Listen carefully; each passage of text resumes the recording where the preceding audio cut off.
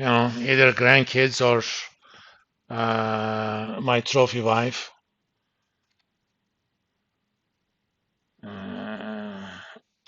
And die when I am 85. Okay.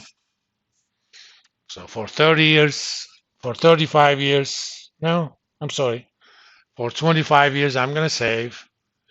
After that, for 30 years, I'm going to collect 5,000 a month. Initially, that grows by 3% a year and leave $5 million to my estate.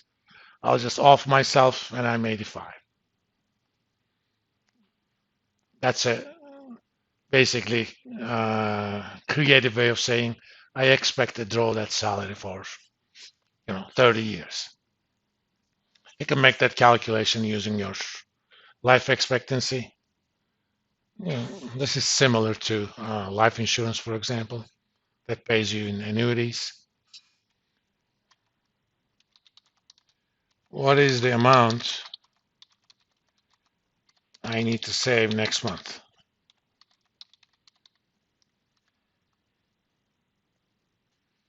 We've done a similar problem before, but the annuities were not growing, but this time they are. Okay. So I know what I want at the end. Okay. I want to leave 5 million and I want to draw 5,000 that grows at 3% a year for 30 years. What I don't know is I know when I'm going to retire 25 years from now. I know how much I can grow those savings, monthly savings. I know what they're going to earn. The only thing I don't know is what's the first payment. Okay. In order to solve this problem, kind of divide it into two pieces. Divide and conquer. We know exactly what's going to happen in terms of monthly payments and the balloon payment once you retire, right? Now, what do I know how to do if I know monthly payments and the balloon payment?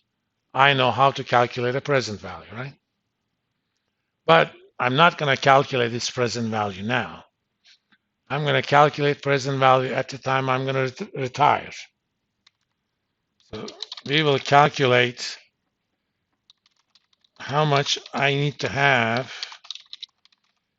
in my retirement account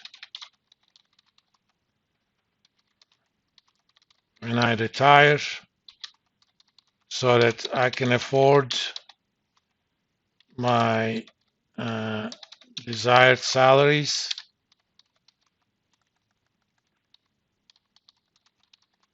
and inheritance.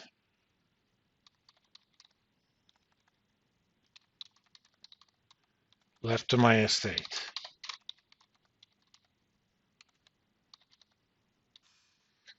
Once I know how much I need to have in my account, then it's a goal seek problem.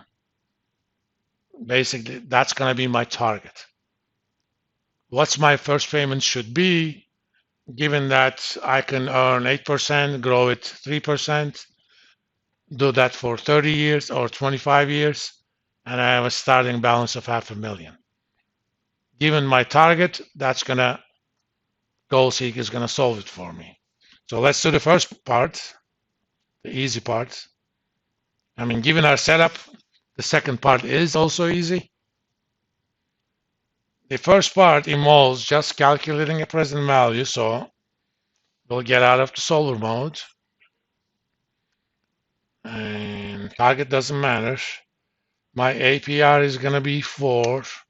This is during retirement. Growth is 3. First period, 5,000. Balloon is 5 million. I'm going to do this for 30 years and monthly. That immediately says if those are my requirements during retirement, I need to have $21.6 million in my account. Okay? So that's very ambitious, $5,000 for 30 years, and it's not earning much APR, and I'm leaving a lot of money. Okay? Oh, I'm sorry. This. You guys are not telling me that I should have done present. Okay, now it makes more sense.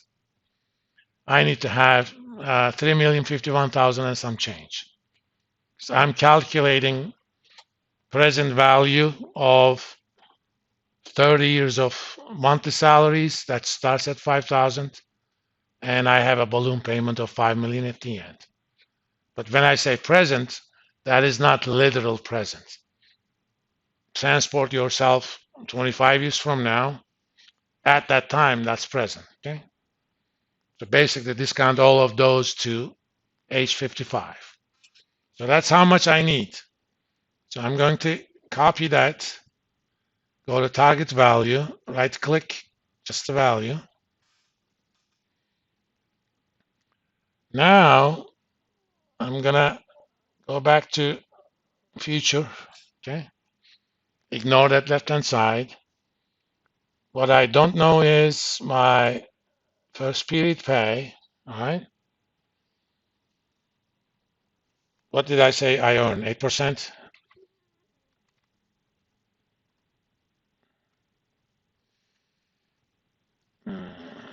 8%.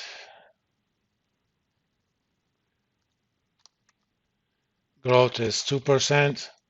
First period pay, I don't know.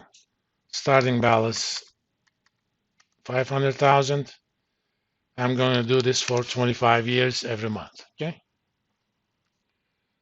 And as soon as I convert the mode into solver mode, it's going to solve for my unknown, which I set up as first period pay. Done. And it turns out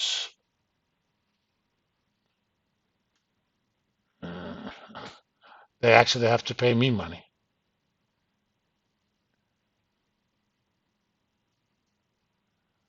It's partly because of that starting balance. Let's do this.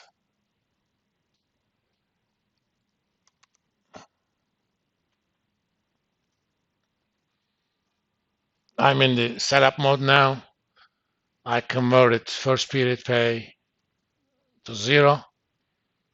That means all the payments are going to be 0. But I already have $500,000. So if I don't save anything at all, that's going to be 3.6 million. Yes.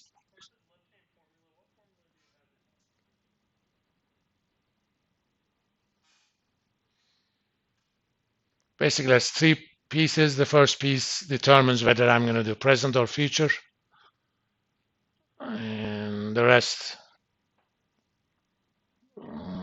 pretty much the same.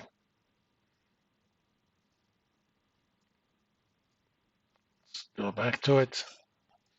This basically says, if I already have 500,000, I can actually take $544.45 the first month from the account and keep increasing that. Okay. Obviously, that's not something I want to do. So let's change our starting balance to 100,000.